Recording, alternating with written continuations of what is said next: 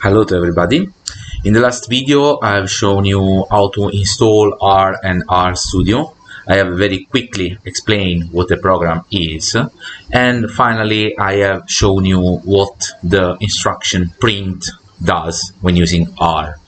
In this video, it's important that I introduce this concept, the concept of a variable, which is basically the main important point of programming, developing, and I will show you an instruction that can be useful in many situations, which is fast. This is everything I'm doing in these videos is for preparation for the example in which I will show you how can work in R as we are working in Excel, basically, as one can work in Excel. Okay, so just go back here and make myself little and take again the point of last time. Okay, so we can see the print instruction here. We don't need this program anymore. Let's create a new program in which we will show the variable user. Let's save it as variable. Sorry, I will move myself here so I can write here variable use.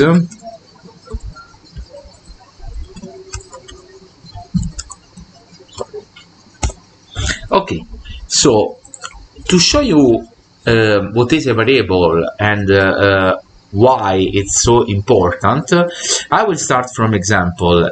Let's say I am an apple producer, and let's say that the price of my on 1 kilo of my apples is, I don't know, 0.8746. Let's say this is what is the cost for me for 1 kilo of apple, whatever I do for the apples. And then I have different business with different buyers of apples, and I can use with them different prices, for example. So let's say that I go to the first buyer, and my price is 1.23, let's say, and the first buyer buy, I don't know, 12 kilos of apples. So this will be my gain, what I get in terms of money. But of course, in order to compute the profit I got, I have to make this difference and then close the parenthesis, and this is what I get from the first buyer. Okay, so let's say if I save it and source as I shown you, in the end, sorry, I forgot here, 6 more here.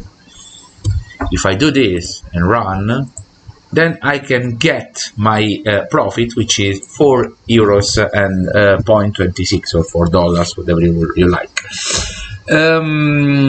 Okay, so let's assume that I go now to the second seller, and I have to add to this. Let me do in my way so I will be much more quick. I go here, and let's say that to the second seller my price will be 1.33, again 1.33, and it will buy, I don't know, 9 kilos of apples. Now I can run again and get my profit, that is 8.36. Okay, let's move on. Let's say that I have different prices. I will go basically randomly now. Let's say 25, and let's say 11, whatever it is. And finally, I don't want to waste too much time, let's do the same here, and let's say that this one is the same as the first one, but it buys 13 kilos.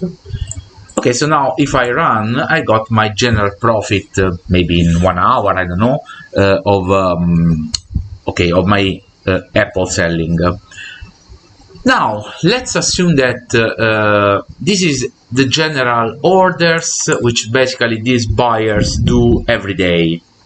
Okay, so I get my profit every day from these buyers. Let's assume that one day the cost is changed, and now is not anymore 0.87, but is, I don't know, 0.87.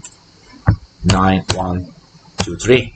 Now, if I want to compute my gain, I need to replace each number here. So, okay, so now I have done this replacement and I can get my new profit. Of course, in this case it is easy because this is just a 5-line program, so it has been very easy to change the number to all the expressions, but it's not always the case. It's very rarely the case, because normally I have a program with many more lines, and I can have like instruction 1, instruction 2, so it's not so easy, because the program can be long. It's not easy every time to go through all the program and look for the number I have to replace. So you can see it's not very convenient, and that's why we can use a variable. So generally speaking, if I here say this symbol, which means equal, basically it's the same. If you use equal, it works as well, but in terms of R syntax, it's preferable to use this symbol. So basically, you can see it's an arrow.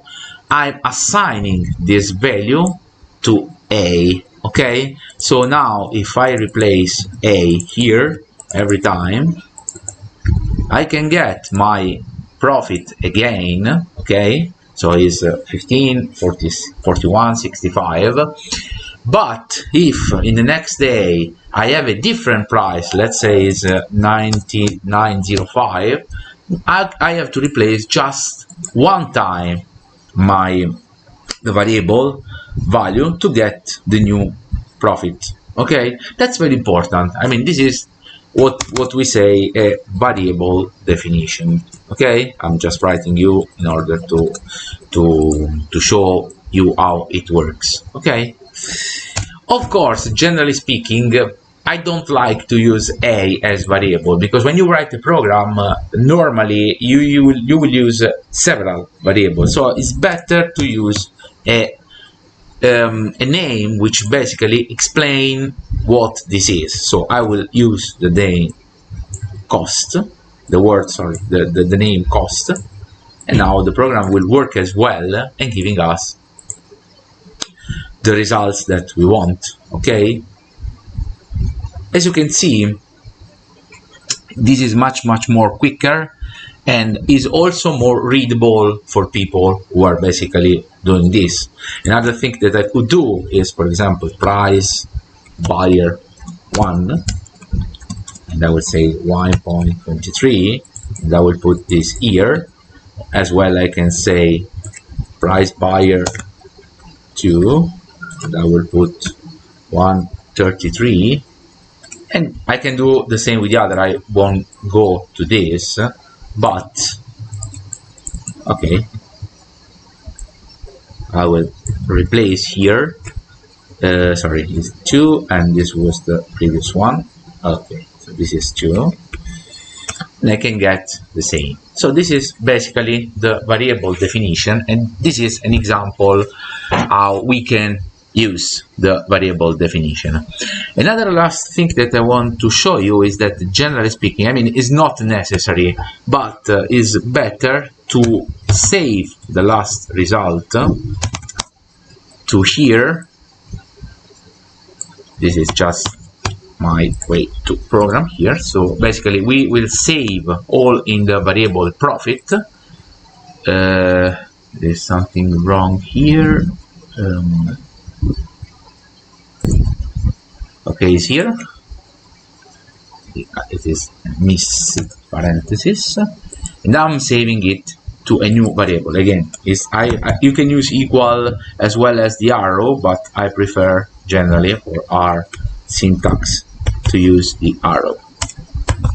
Okay, so now I got it, and you can see if I run, it doesn't print to my screen my value, because it's basically saved here. You can see profit. I have to move myself. We can have all the variables that we have defined. There are previous variables that I have defined before that we can see here, but basically what we can see is the profit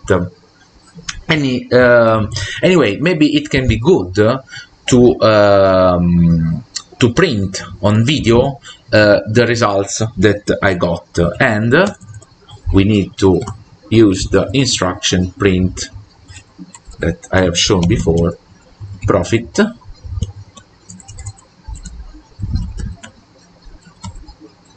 and now if I do this, in the end I will get the profit that I got by selling my apple.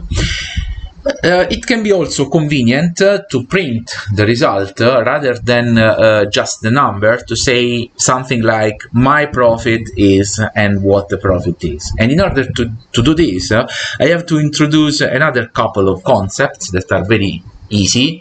The first one is that when I define a variable, I don't need to define necessarily a numerical variable. What I can say is also a string. So let's say I will call this message, and this is to define a string. I can use quotes and say the profit is. Okay, so if I do this, I have defined another different kind of variable. Now see, if I just take this line and I do run, it will run just this line of code, not all of them. And I have here a new variable which basically has the text I have inserted here into the variable. So that's important. And the last thing I need to introduce is the instruction past. So what I do, let's call it final message, is past message profit. So what I'm doing here, I will show here in where there is an interactive environment. If I say past hello, I am Alessandro, you can see here there are two values. If I do past, basically it creates a string, a message, a text, call as you like, composing the two parts that I give to him. So in this case I'm composing message profit, and then rather than print profit, I will print final message. And if I do this, you can see that the final message is the profit is 15,745, which is what I got. So basically I've introduced what a variable is, and that we can have different kind of variable, different types of variable. We can have number, but we can also have text. There are several types of variables. I won't go into details because this is not a course for developers. And how can concatenate two variables that can be also text and number, like in this case. You can concatenate whatever you want, number and number, text and text, text and number, like in this case, and print the final message. So as you can see, what I got here is the final message. I think it's all for this video. Next time I think I will go directly to the Excel file, and I will show you how we can work in R as we are working with Excel. Bye.